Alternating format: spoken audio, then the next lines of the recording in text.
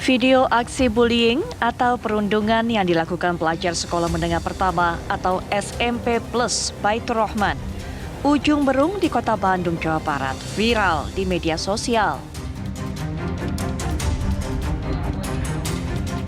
Dalam video tersebut terlihat korban dipakaikan helm, kemudian dipukuli dan ditendang hingga terjatuh.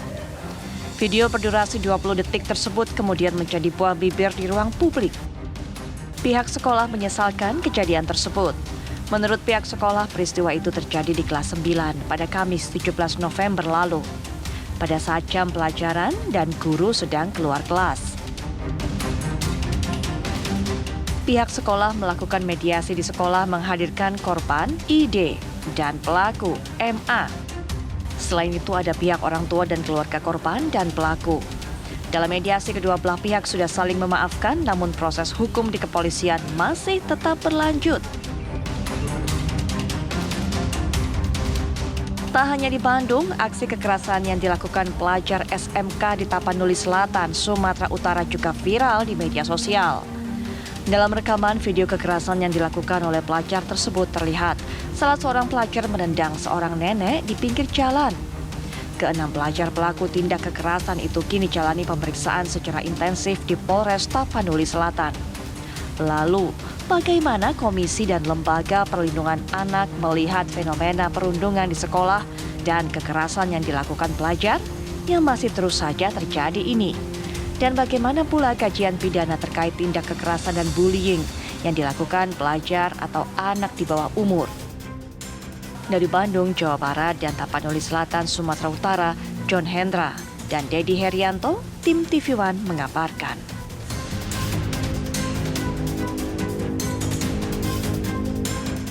Rasanya tak habis pikir dengan apa yang mereka lakukan. Mereka adalah pelajar, masih di bawah umur juga tentunya usianya. Tapi mereka berani melakukan hal seperti itu, penganiayaan kepada temannya, bahkan juga kepada orang yang lebih tua. Kalau kita lihat tadi dalam video memang kami agak buramkan sehingga semuanya para pemirsa tidak bisa melihat dengan jelas, tapi tentunya dari video yang beredar Anda bisa mengerti apa yang dilakukan oleh anak-anak ataupun juga para pelaku. Menendang bagian kepala dari salah seorang siswa yang juga merupakan temannya di dalam kelas, sampai kemudian kabar terakhirnya adalah siswa tersebut jatuh pingsan. Demikian pula juga dengan yang ada di Tapanuli Selatan ataupun terjadi di Tapanuli Selatan.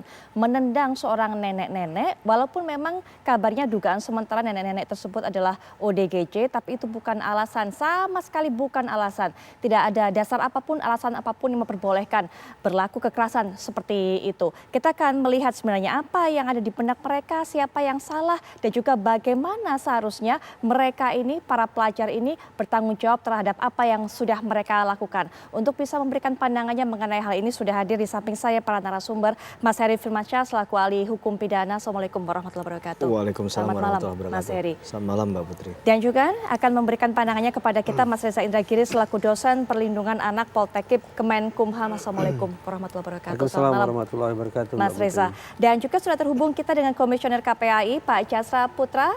Selamat malam Pak Jasra. Selamat malam Mbak Putri. Baik. Selamat malam Mbak Reza.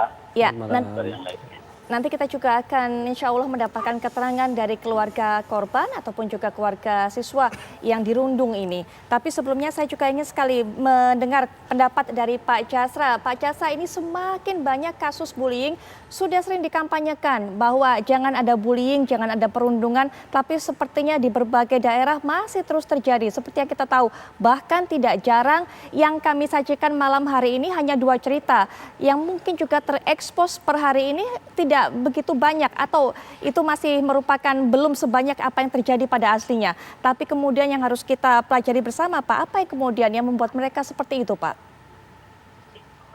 Ya Mbak Putri, yang pertama tentu kita sangat menyayangkan ya peristiwa bully terus berulang baik di satuan pendidikan atau di lingkungan masyarakat yang di mana pelakunya adalah usia anak. Dan ini tentu terkonfirmasi sebagaimana yang kita ketahui bahwa kasus kekerasan ini seperti fenomena gunung es yang terlaporkan hanya sebagian baik dari teman-teman media maupun anak sendiri yang mungkin beberapa kasus kita lihat karena ingin viral, karena tuntutan dari media sosial, maka mereka membuat konten-konten video yang sesungguhnya tentu tidak layak ditonton, sesungguhnya tentu ini adalah melanggar hukum. Nah, lalu yang kedua, Mbak Putri, tentu ini adalah pekerjaan rumah kita, pemerintah dan pemerintah daerah, masyarakat dan orang tua, terus memperkuat pengawasan terhadap anak, baik itu berada di lingkungan sekolah maupun di lingkungan rumah. Upaya pengawasan ini adalah tentu kita harapkan deteksi dini, gitu ya. Karena kalau kita lihat kasus-kasus viral ini, kasus yang di mana sudah terjadi peristiwanya baru diketahui baik oleh keluarga maupun lingkungan. Upaya deteksi dini ini tentu warning systemnya harus dikuatkan, dikencangkan dalam situasi pandemi ini, misalnya melalui bagaimana kita berteman dengan anak-anak di media sosial, di WhatsApp grup mereka. Yang dengan seperti itu, dengan cerita seperti itu kita mengerti dan mengetahui langkah-langkah apa, upaya-upaya apa secara cepat bisa kita lakukan sehingga tidak terjadi peristiwa yang berulang ini, gitu, Pak. Baik. Pak Jasra, apakah mendapatkan informasi bahwa video yang saat ini juga kami tayangkan yang terjadi di SMP Baitur Rahman ini yang di Bandung, Jawa Barat, apakah itu memang tujuannya untuk membuat konten, Pak?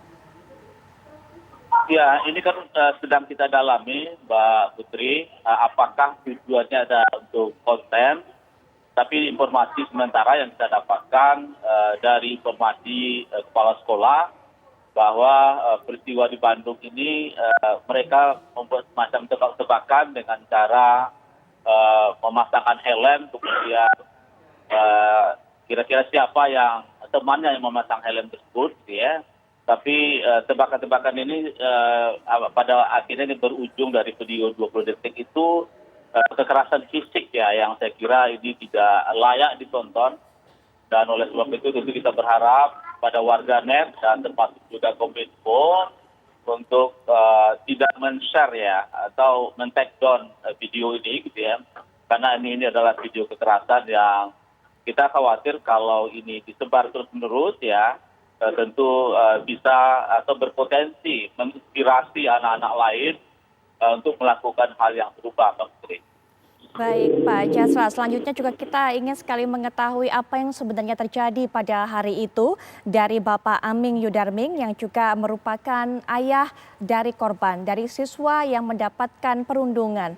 Selamat malam, Assalamualaikum warahmatullahi wabarakatuh, Pak Aming. Waalaikumsalam warahmatullahi wabarakatuh. Selamat malam, Bu Putri. Baik, Pak Aming, kami turut berduka melihat apa yang menimpa atau kejadian yang menimpa, musibah yang menimpa putra Bapak. Bagaimana kondisinya saat ini, Pak?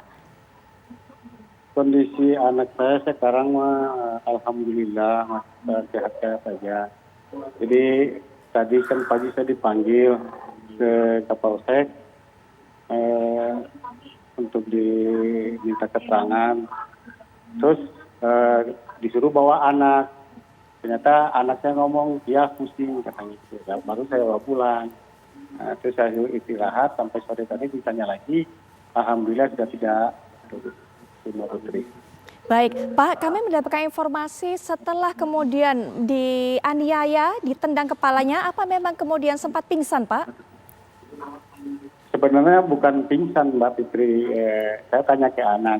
Dia itu pas ditendang kepala, ditendang kepala, dia ini katanya dia pusing karena pusing jatuh, bukan pingsan, bukan. Baik, Pak Aming, apakah putra Bapak bercerita kepada Pak Aming apa sebenarnya yang terjadi pada saat itu?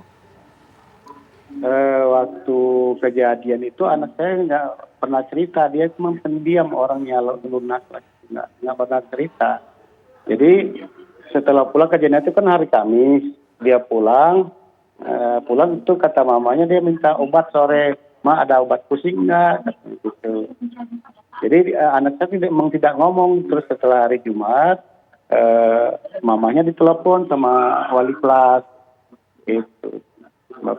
Ya, kemudian Pak Aming dan keluarga mengetahui kejadian ini dari mana? Apakah karena ditelepon wali kelas atau juga sempat melihat video itu tersebar terlebih dahulu? karena di telepon wali kelas Mbak Putri. Jadi ke telepon wali kelas diperlihatkanlah video itu. Gitu.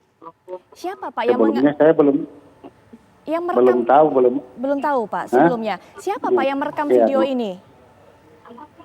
Menurut infonya kemarin yang merekam video itu si Iqbal namanya, temannya dia Jadi juga. salah satu teman di sana juga, termasuk yang menyebarkan juga temannya di kelas tersebut Pak?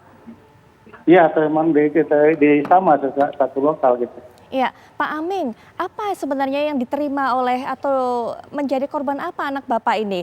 Kan yang kami lihat ini adalah ditendang kepalanya, tapi kami sempat dapatkan informasi bahwa ini juga sebenarnya permainan begitu Pak? Atau apa sih Pak sebenarnya?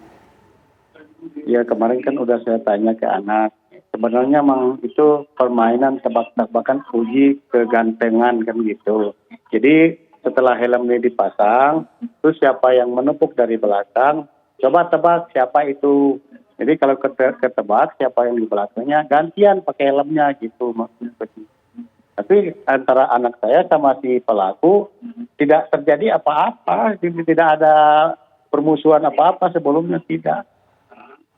Lalu kenapa pelaku sampai kemudian menendang Pak? Apa memang cara permainannya seperti itu? Bukan, karena menendang itu pertama kan saya tanya ke anak juga, sudah tanya anak semua.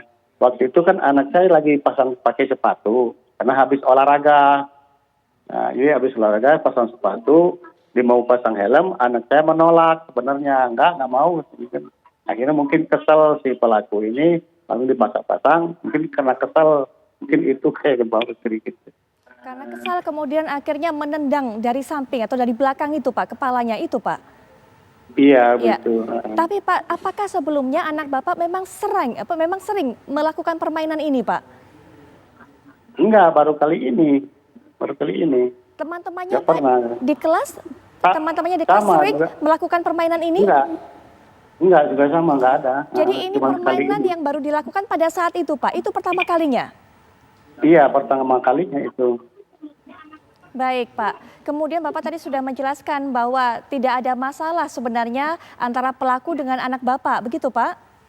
Iya, begitu. Baik. Malahan kemarin itu waktu dipanggil ke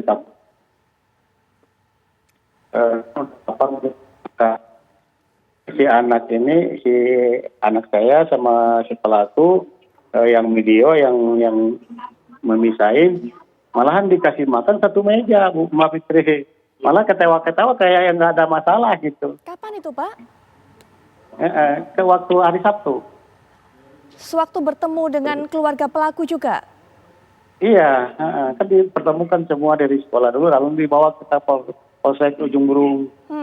Apakah pelaku bercerita Pak, kenapa kemudian kok sampai dia itu hanya bermain game seperti itu tapi kemudian sampai menendang? Sampai tadi dia belum banyak bicara sama pelaku, karena masih ada ini gitu.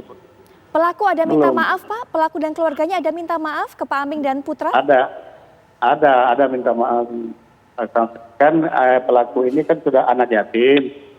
Bapaknya ini, kakaknya ada 3 datang, ada 3-3 udah minta maaf 3-3-nya.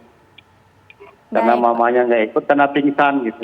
Baik, Pak Aming memaafkan? Ya saya memaafkan, minta maaf. Tapi proses hukum tetap lanjut Pak? Kemarin kan udah ini proses hukum kan sampai ke Kapolsek.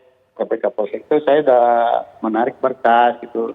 Karena melihat atau mendengar kronologisnya ya seperti itu. Kronologisnya kayak ya permainan lah gitu. Baik, putranya? Jadi, ya Pak. Kemudian bagaimana Pak? Karena saya sudah tahu kronologisnya, ya saya berbicara lagi ke hati nurani saya kan, yang di ini kan yang pelaku sih kan seorang anak yatim gitu lah. Jadi kalau ditanya ada pertimbangan lah gitu. Jadi setelah makan tadi malah berfoto-foto sama bareng berempat itu. Nah itu makanya tidak terjadi apa maka itu terjadi ininya gitu. Jadi malam itu di Polsek saya sudah menarik berkas, sudah minta maaf, sudah bermaaf semua, tanda tangan, udah. Tapi pagi dipanggil lagi ke Polsek, katanya berkas ini harus mau dibawa ke pihak Polres gitu. Baik, baik Pak Aming, terima kasih Pak sudah meluangkan waktu di tengah kegiatannya untuk bisa menceritakan peristiwa ini kepada kami. Kami harapkan Pak juga ada jalan keluar mengenai hal ini Pak. Dan kondisi dari putra Bapak juga membaik Pak, baik fisik maupun mentalnya. Selamat malam Pak, wassalamualaikum warahmatullahi wabarakatuh. Baik, nanti kita juga akan dapatkan bagaimana pendapat dari Mas Reza, Mas Heri dan juga Pak Jasa. Tapi setelah jeda berikut ini kami segera kembali.